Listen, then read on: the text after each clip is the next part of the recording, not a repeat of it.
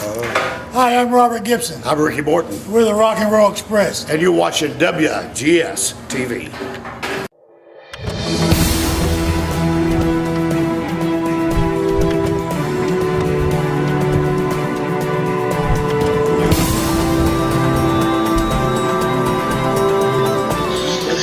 Welcome to another installment of WGS-TV right here on YouTube.com/WrestleGamer and ZFX-TV.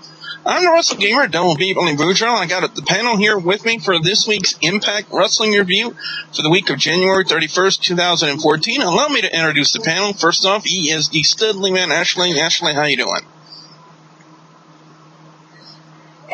If this is the panel, am I the one that's the big red button? Don't press me. Okay. Ladies and gentlemen, he's our resident music mogul over on YouTube.com/Lance Moss TV. He is the incomparable Lance Moss. Lance, how you doing? I'm doing pretty good. Happy National Wrestling Day, everybody. From the hood over on Uvlog and Vaughn, ladies and gentlemen, he's the Bay Area MVP, known as Will. Will, what's up? Hey, James, Uvlog called. They said we got to pay rent from Vaughn. They're supposed to owe us back. And from the Hoodad Temple on Uvlog, ladies and gentlemen, James and the Big Easy. James, how you doing? After all the review, well, we're having some. You've been talking without looking for the thing correctly. There you go, just for you. I hate you, James. Oh, vintage technical difficulties.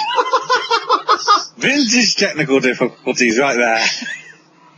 That is just so wrong on so many levels. As we take a look at the opening segment of Impact Wrestling this week, featuring Magnus, EC3, and Rockstar Spud out there, all gloating about what happened to Sting last week, with Sting losing the match and losing his contract. And it kind of prompted Kurt Angle and Samoa Joe to come out there, and it kind of developed into a match with a couple of stipulations.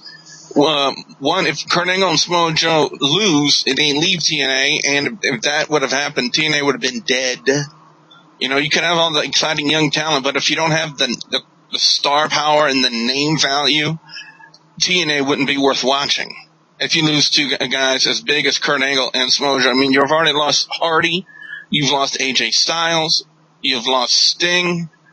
If TNA continues to lose their big name players, like Kurt Angle and Samoa Joe, like those two guys, go ahead. But, if you want to make yourself as the top company, stop referring to your champion, who's a well-deserved champion, by the way, as a paper champion, because then you might as well say, oh, look, Miley Cyrus tits are made of papier-mâché. It makes no sense. I'm not even going to ask where that analogy came from, but anyway. It's not supposed to make any sense. It's like TNA. Well, the other stipulation to the tag match, which was, despite Dixie Carter's objections, it was still accepted that if should Magnus's team lose, the person who gains the fall, whether it be Samoa Joe or Kurt Angle, would automatically become the number one contender. So that's pretty much setting up your main event right there for Impact Wrestling. But how about this in the opening match here, James? Gail, Kim, and Lady Tapa taking on the beautiful people, Madison Rayne and Velvet Sky. Good to see the beautiful people back, but I think one would have to say, they have to finish this match off early to kind of do the post-match segment involving her and Chris Sabin, wouldn't you say?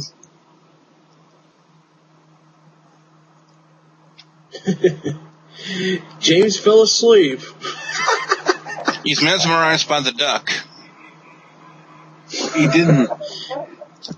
didn't fall asleep. I guess I'll take this one for James. You know what, Billy? This is a good match. I mean, you got the return of the beautiful people. And it was, 3 years? 3 years, give or take? Returning Madison Rayne, who just had a daughter. And Velvet Sky, well, she's Velvet Sky. Lance's favorite knockout. He'll tell you that. But, overall good match. Lady Tapa has yet to impress me. But, overall, I'll give it a 3. And James, quit looking at the pictures on Google, because this was your spot, not mine. Also, hang on. You're supposed to be in a loving relationship, yet the only way you communicate is via Twitter. Wow, that's a really good relationship. Ladies and gentlemen, if you want to get in dating with me, you can find me on Instagram at Who Gives a Shit. I wonder how many people are actually going to look that up after they finish watching this review. I know, right? Well, backstage, Kurt Angle and Samoa Joe went to deliver a very physical message to Bobby Roode not to get involved in their tag match. And for some reason, when they left, Bobby Roode had a smile on his face. And I'm like, okay, he's got something to do. He's going to get involved no matter what. But we had a in-ring segment, James Storm and Gunner kind of burying the hatchet when Bad Influence comes out, and kind of a quote of the night, I would have to say Kazarian calling James Storm a monkey fart. I mean, yeah, that's insult of insults right there, but here comes another tag match with a stipulation.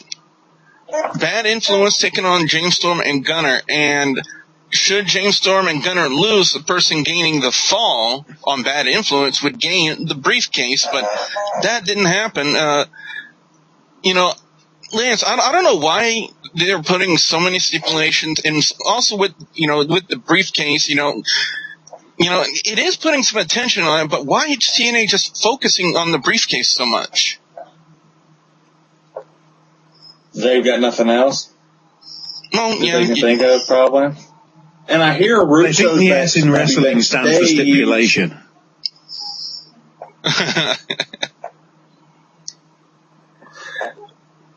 Well, anyway, let's go backstage. ODB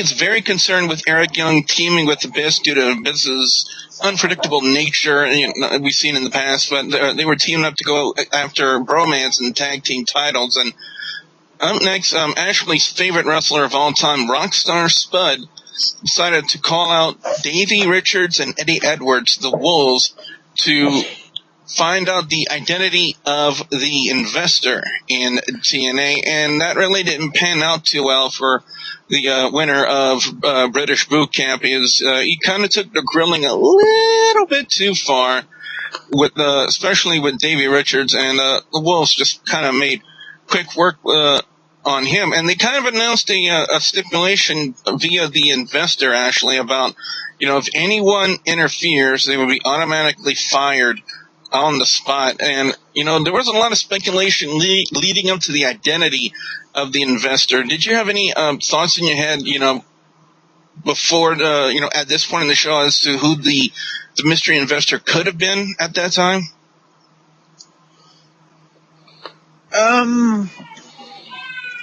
If I hadn't have seen the spoiler right before I went into the cinema half an hour before it aired on television, yeah. But it could have gone certain directions. The way it did, I'm not entirely sure whether that's a good move, a bad move, or a what were they thinking move. But we'll have to wait and see how it pans out. But to be honest, let's sing the praises of Rockstar Spud, because I'm actually serious about him being... If it wasn't for him, the whole storyline with Dixie Carter would mean diddly shit, in all honesty. I mean, it's, Dixie is, Dixie makes you believe George Bush, and that's saying something.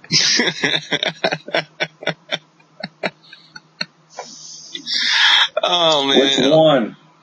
Plus, what is this trend with the world champions seemingly refusing to defend their belt? Or, well, no. In Orton's case in WWE, it's like, why should I have to defend my belt? I'm a champion. Which sort of explains itself why he's an idiot in that sense. But it's like Magnus is like, I want to defend the belt all the time, and Dixie's like, I don't trust you. And if you don't trust him, why the hell did you make him champion then, you stupid bitch? And all right, the tag team titles on the line up next. Bromance taking on Abyss and Eric Young. And probably the only thing that's more annoying than that giant duck on James's screen is DJ Zema Ion. To me, he's just pretty much. But I think what needs to be more discussed is what happened towards the finish of the match. Abyss snapping, putting the referee in the shock treatment, then chokeslamming Eric Young. But here's what I found interesting: what they're doing next week, Will, is Eric Young has challenged Abyss to a Monsters Ball match, and we've seen crazy from these two guys, and I can only imagine what these two are going to do next week. Oh, yeah. Let's put crazy into a one different sentence here. This will be Abyss's 4th Monster Ball match and Eric Young's 1st one? I think so. Yeah, I look forward. Yeah, because I remember Abyss did this 3 other times. So, yeah, I mean, thumbtacks, metal, lots of blood, lots of pain. And when Eric Young made it seem so viably there, you can say, yeah, I invented crazy. You're like, oh, man, it just makes you wonder, are we going to see a side of Eric Young that nobody's seen before? But then again, Eric Young had other gimmicks. But overall, I'm looking forward to the match, even though the thumbtacks are... Oh, James couldn't handle the thumbtacks. Oh. And if you read the spoilers, that's the only thing you should be looking forward to next week. Yeah. But yeah, I'll give Eric Young's little deviant Mike skills of Monsters Ball about a 2.7. But the thing is, Abyss is gonna fuck him up. Good promo, but Abyss is gonna fuck him up. James, for the very first time in TNA history, we're going to have a casket match, as Bully Ray had officially challenged Mr. Anderson to a casket match, and after Bully Ray had some rather coffin, casket, it's the same thing, isn't it?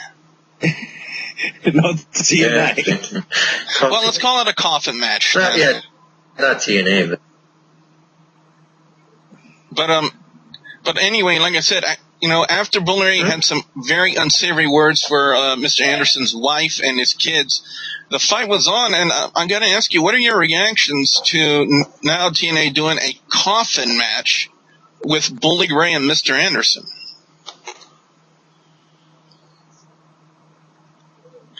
It kind of works because how the fact is that after Aces and 8 was gone, they had a few, and then they had that whole situation a couple weeks after the Bully Ray and Anderson at a funeral home.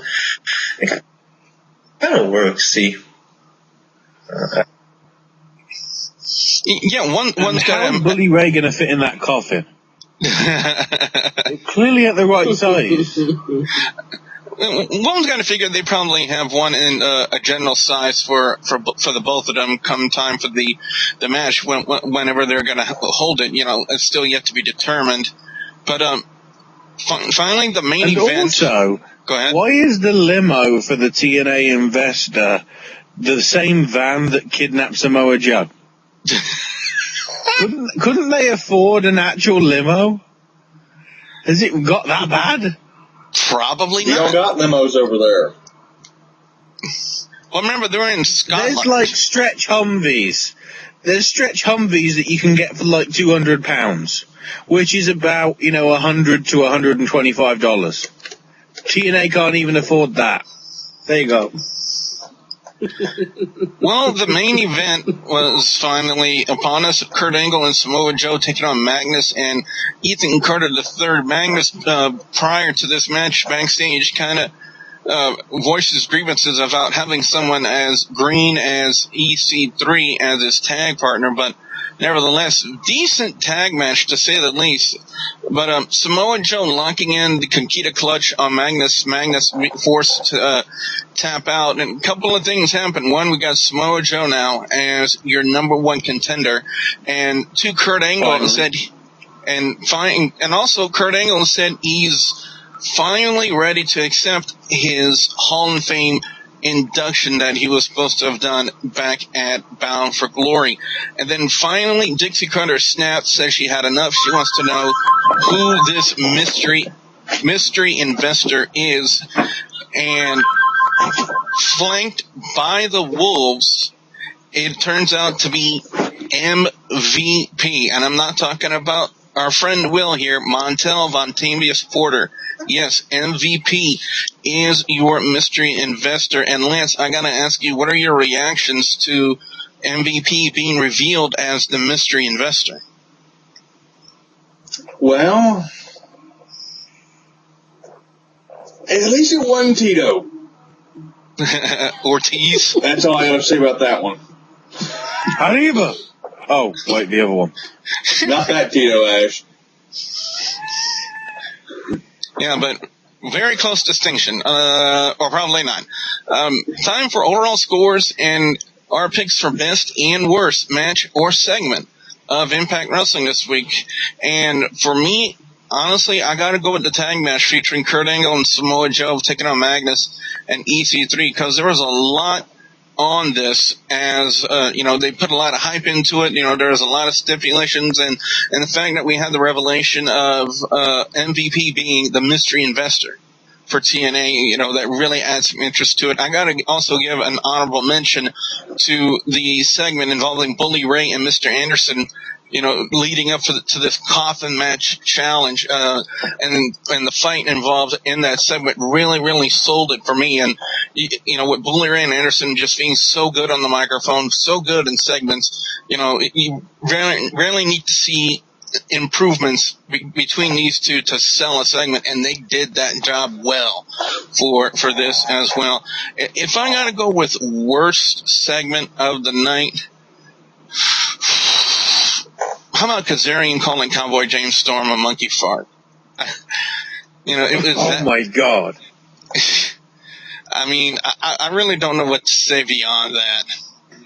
But, and for my overall score, I gotta go 3.5 out of 5. I had asked earlier in the day to the fans on WGS-TV's Facebook page, who did they think the mystery investor will be?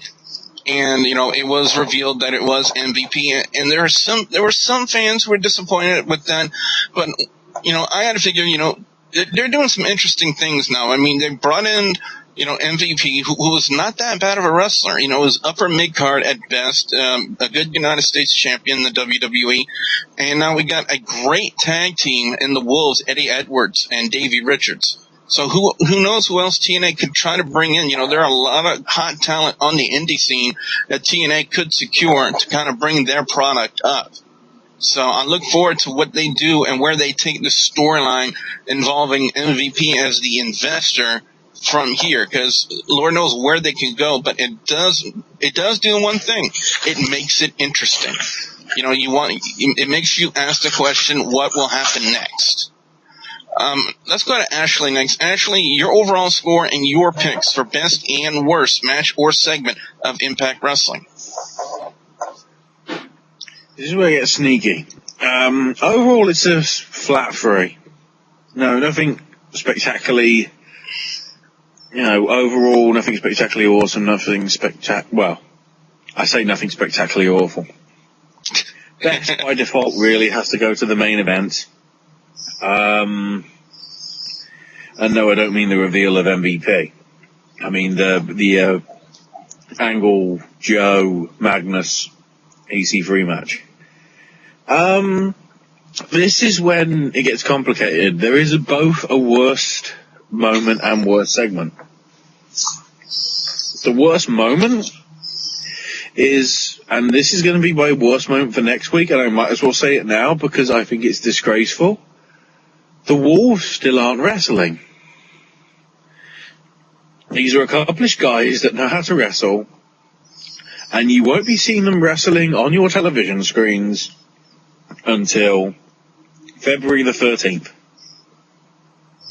That's just a shame, and it's something that's wrong. But something that's even more wrong, that's why I guffawed at sort of your comment, Billy, about the Kazarian thing being the worst thing. Probably this was so bad you even forgot to mention it. Let's talk about Sam Shaw's, shall we? Oh. And the whole serial killer bloody fetish obsession with Christy Hemme. He had a shrine. This wasn't even good in WWE back in the Attitude Era. It didn't work then. You think it's going to work now? Especially, in this age where you'd have thought that quite a lot of Christy Hemme's friends could be watching the show and tell her, don't have a relationship with this guy, he's going to fucking kill you. And also, how the hell did TNA get his security camera footage? Think about it. Oh, man. You know what? I'm going to update my pick, and I'm going to go with Ashley for worst segment. Because it shows you how bad that segment was. I didn't even want to talk about it. So far, worst segment of this review is that fucking duck up there on James' screen. But Lance, over to you. Your overall score and your picks for best and worst match or segment of Impact Wrestling. Yes, CM Duck. You were saying? Anyway, my bet overall, about a 3. And Mom, you're on camera. Bet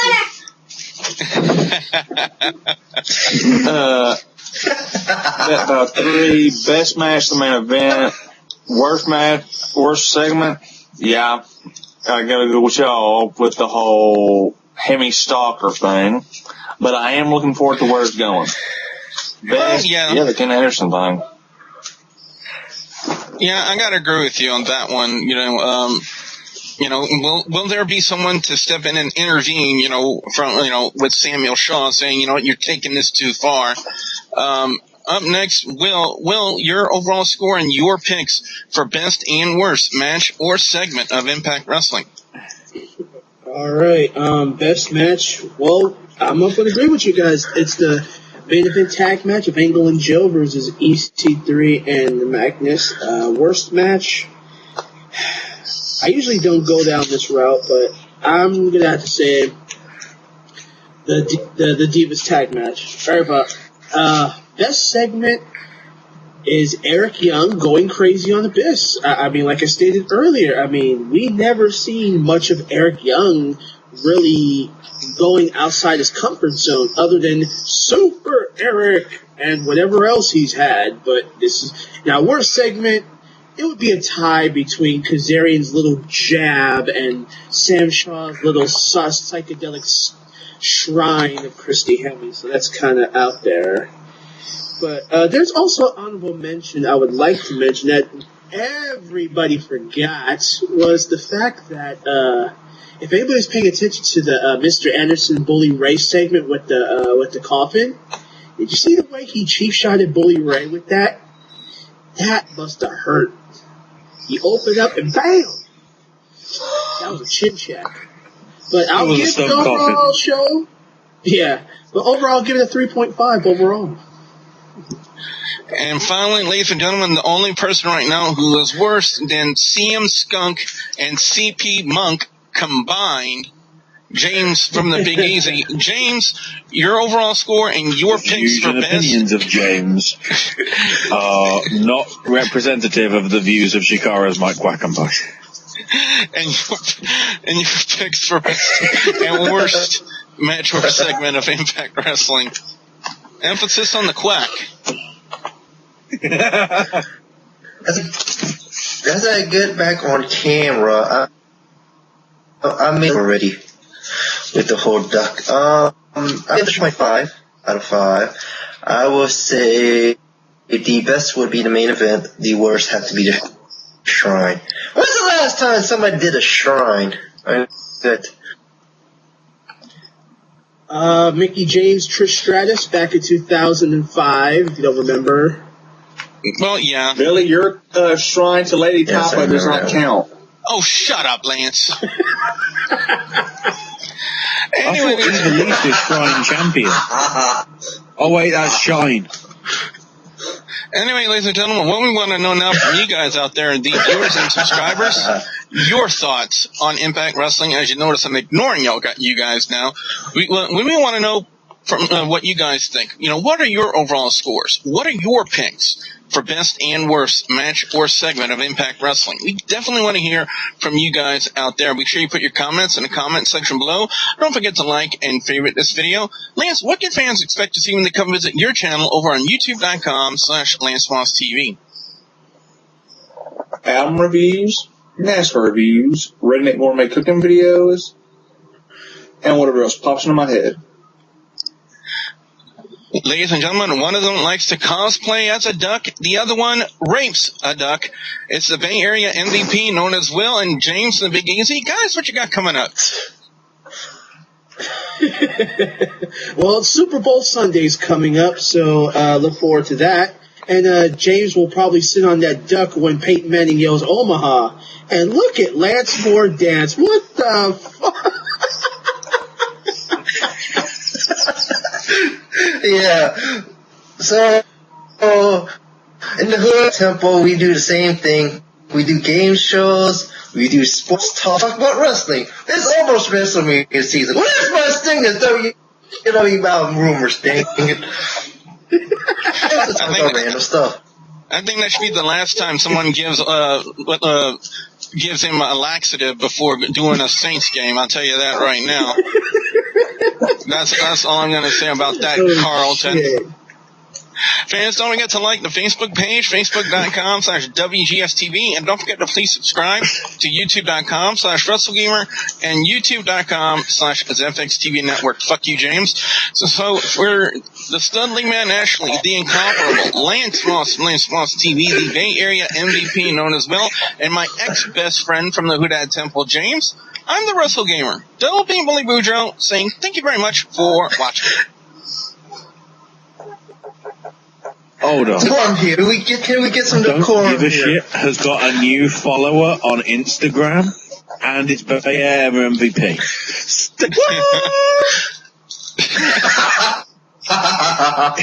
The bad is there.